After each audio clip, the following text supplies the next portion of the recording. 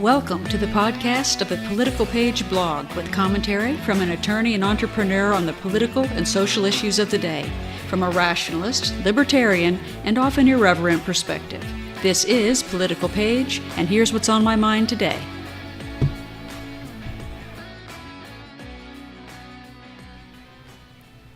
Welcome to the blog of the 10th of April, 2019, and what a day it has been. The blog today was entitled, Spies. AG Barr revokes the insurance policy.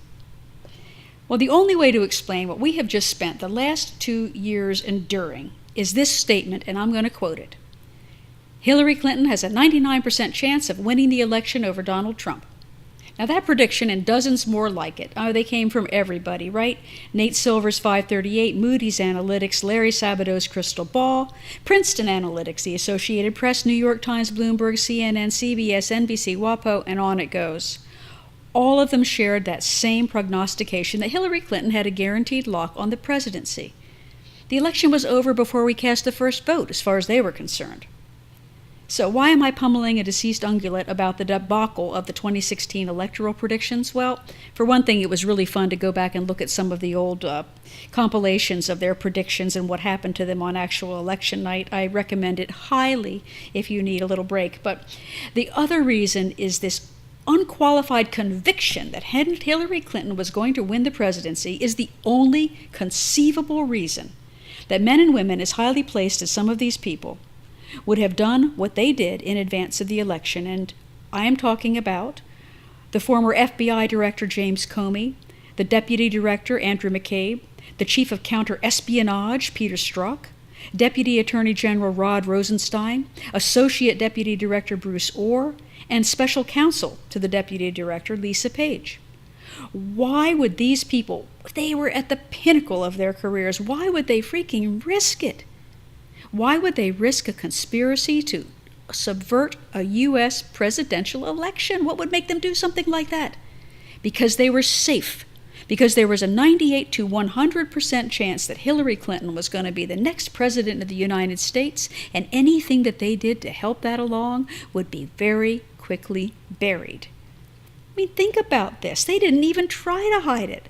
Strzok and Page, in between frolics under their sheets, sent over 10,000 text messages, the primary subject of which was how they were going to excoriate and insult Donald Trump and how they were going to stop his presidency, along with Deputy Director McCabe. Bruce Orr worked with his wife, who was employed by this nasty little dirt-mucking company called Fusion GPS, to get an ex-spy from Britain named Christopher Steele to write a dossier filled with this prurient and utterly unsubstantiated twaddle. These allegations that Trump frolicked with Russian prostitutes on Obama's hotel bed. I mean, seriously? Non-existent trips by Trump advisors to meet with imaginary Russian agents in shadowy corners of Prague. Total absurdities. And Steele got this information, such as it was, from Kremlin-linked Russian agents. And he gave the whole ridiculous kit and caboodle of asininity to Hillary Clinton, a bunch of journalists, Democrats on the Hill, and bitter old John McCain, who was back in his corner gnawing on a bone. Deputy A.G. Rosenstein got the dossier, I'm sure, from multiple sources. But instead of vetting it, he and the DOJ under him put all of them into sworn affidavits. They filed them with the secretive FISA court. That's the court that's supposed to be taking care of terrorist organizations, not U.S. elections. And they let the FBI surveil the Trump campaign. And in those affidavits, they hid the source of the scurrilous stories. They pretended they had been independently corroborated by journalists, which they weren't. And when questions about Steele, that's the spy, remember, when questions about Steele's veracity arose, the FBI immediately severed all connections with him, and then 2 days later snuck back through Orr and his wife to surreptitiously start working with him again. This allowed the FBI, under Comey and McCabe, to spy upon the Trump campaign. They bugged offices and phone calls, they surveilled movements. How this was used, we really don't know yet, but oh, believe me, it's going to come out. And Trump won anyway. That unbelievable 2% chance of winning actually happened, and their world turned on its head. Put yourself in their shoes. They had just misused the massive police state power of the FBI and the DOJ and the anti-terrorism courts to spy on a presidential candidate and to try to influence an American election. Their guarantee of that grateful president had gone like a cool breeze. Everything they had done was in electronic form. It was in writing. Secrecy depended upon nobody talking anytime, anywhere.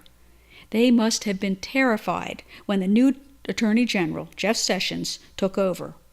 It was time for the insurance policy. First, they got their Democrat friends on Capitol Hill to pressure the hell out of Jeff Sessions, so he eventually gave in and recused himself from anything having anything to do with the election or the country of Russia. This put Rod Rosenstein in charge of the Department of Justice and all of their investigations of the entire issue. Rosenstein promptly recommended in a letter that the new President Trump fire FBI Director Comey, and Trump did it. Then Rosenstein turned around within a week, used the firing to appoint a special counsel, Robert Mueller, to investigate Trump for obstruction of justice for following his own recommendation. In the meantime, ex-director Comey admittedly and simultaneously leaked classified information to journalists for the stated purpose of pushing a special counsel investigation, even though he knew he had no evidence. For the next nearly 2 years, McCabe, Strzok, Page, and Orr would be, tons of stuff happened to them. They were reassigned, bumped down, bumped up, reassigned, resigned, fired. But the Mueller investigation continued to provide cover as they all scrambled to keep a lid on their actions. And listen, Rosenstein should have recused, okay? He stayed in office against all questions about recusal. Why wouldn't he? Well, of course. Sessions had recused himself for no reason other than the fact that he was once supporting Trump in the election. But Rosenstein was overseeing an investigation by Mueller while still being one of the key witnesses in the investigation. Any first-year law student in a state school would be blinded by the flashing red warning lights of ethics. The only possible explanation was desperation. Rosenstein needed like hell to keep a lid on this thing before it went nuclear, and overseeing the Mueller task force was a way to do it. Now, Mueller had already stacked his investigating force with completely Democrat partisans. There was not a single Republican on the entire staff. But even then, Rosenstein had to be in charge. And he was.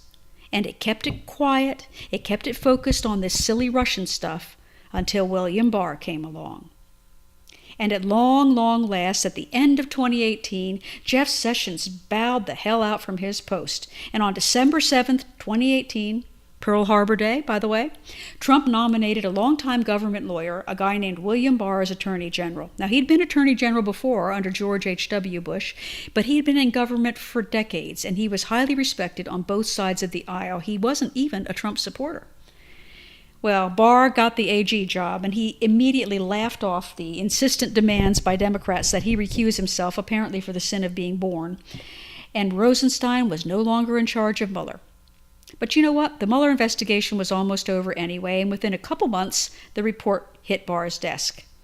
And then last week, Barr and Rosenstein, together, summarized that report, said that there was no evidence of collusion between Trump and Russia, and they decided the issue of obstruction of justice was unfounded. Now, listen. Despite the continuing kerfuffle as the Democrats attempt to wipe the Russian egg off of their faces and CNN and MSNBC try desperately to resurrect their ratings, the full report is going to come out.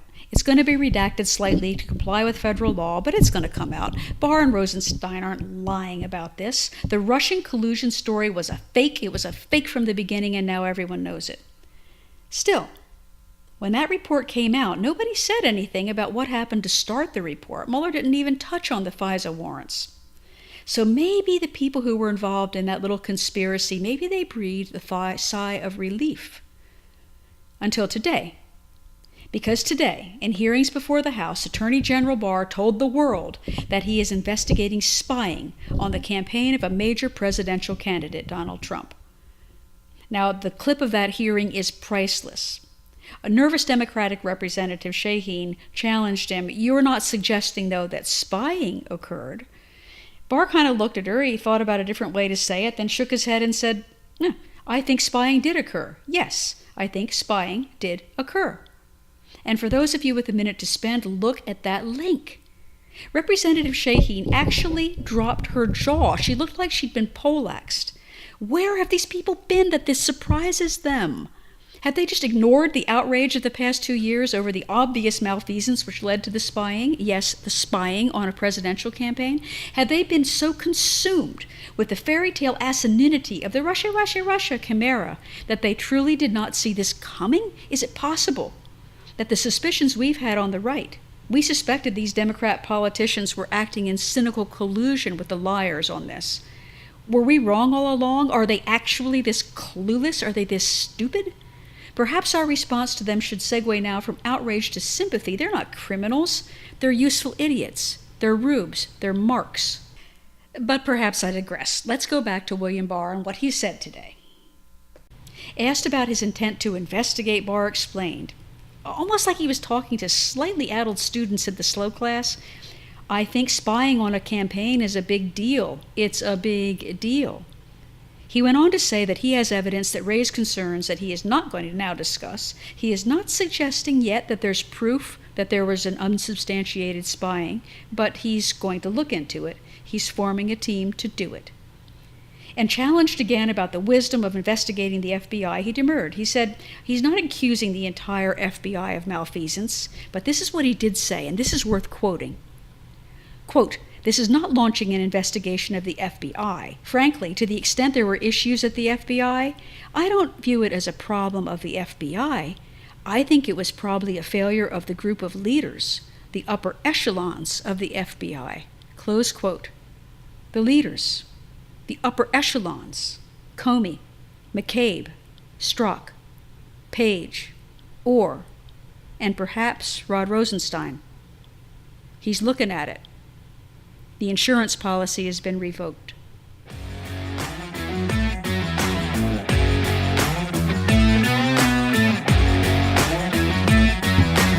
Thank you for tuning in to the Political Page podcast today. Original blog articles, complete with a lot more information and great links to original source material, can be found anytime on politicalpage.net. That's political, P-A-I-G-E.net.